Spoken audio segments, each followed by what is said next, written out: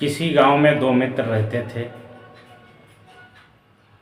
एक का नाम कड़ोरीमल था, एक का नाम लखीमल था। दोनों की आपस में बड़ी घनिष्ठ मित्रता थी। दोनों पैसों से मालामाल थे, लेकिन दोनों के अंदर एक अवगुण था। वो अवगुण था कंजूसी का।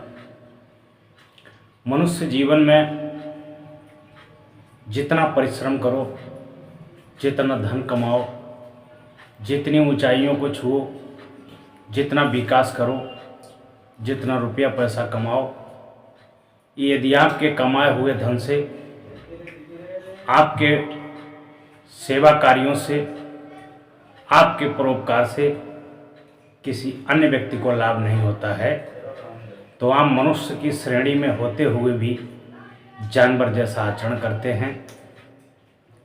इसलिए आपका धन, आपकी सेवा समाज सेवा में लगनी चाहिए, देश सेवा में लगनी चाहिए, गांव सेवा में लगनी चाहिए, परोपकार में लगनी चाहिए।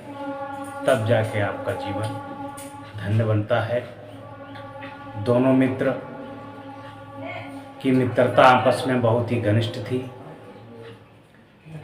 दोनों साथ साथ जाते थे, साथ साथ खाते पीते थे और पूरा दिन साथ साथ रहते थे।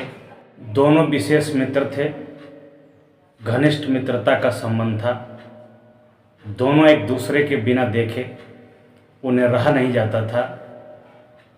दोनों साथ साथ कारोबार करते थे, व्यापार भी करते थे और साथ साथ खाना पीना भी होता था।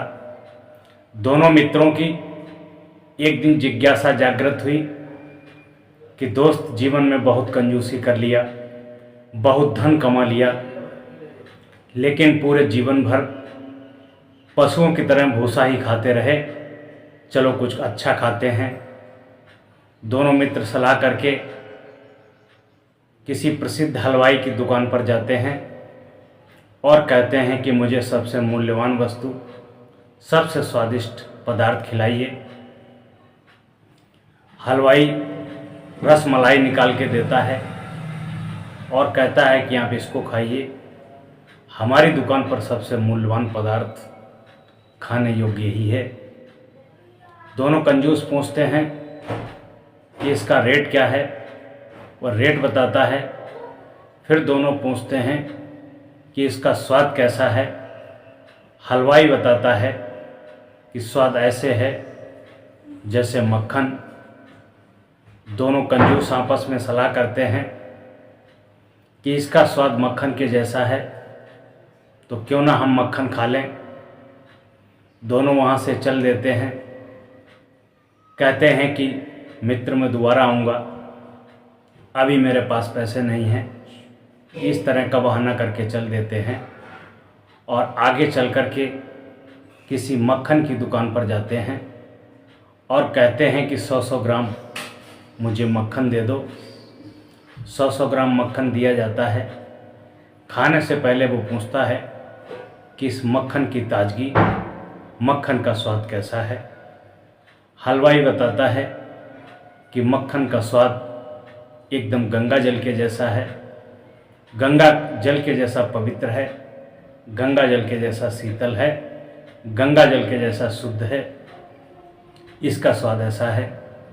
दोनों मित्र, दोनों कंजूस एक दूसरे की तरफ देखते हैं और कहते हैं कि खाम खाम पैसा बर्बाद करेंगे, जब इसका स्वाद गंगा जल जैसा है तो क्यों ना हम गंगा जल पी लें चल के।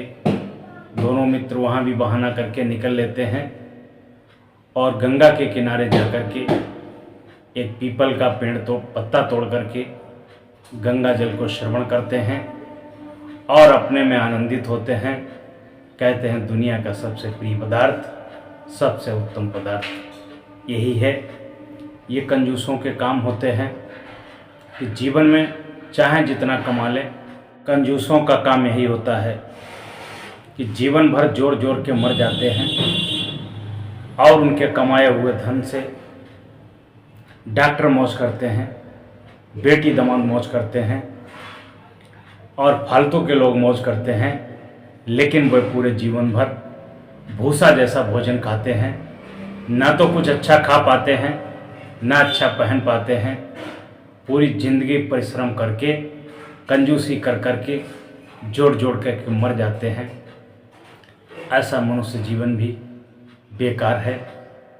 बहुत से लोग यहाँ तक देखे गए हैं जो दूसरे के नाम से, धर्म के नाम से, मंदिर के नाम से, भंडारे के नाम से चंदा लेते हैं और उस चंदा को भी अपने स्वार्थ में लगाते हैं, अपनी पूंजी को बढ़ाने में लगाते हैं।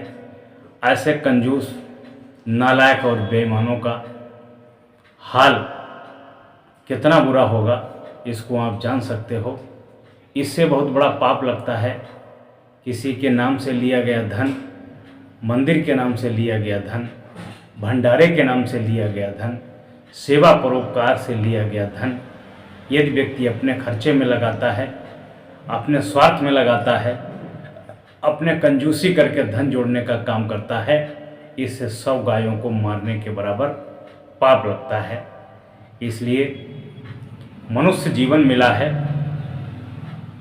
इसमें मेहनत करिए, धन कमाइए, सेवा परोपकार करिए, अच्छे अच्छे कपड़े पहनिए, अच्छी अच्छी चीज़ें, भोजन भंडारा करिए और स्वयं भी अपनी सेहत पर लगाइए, खाइए।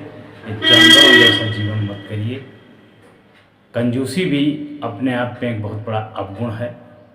कंजूसी करने वाले सदैव दुखी रहते हैं।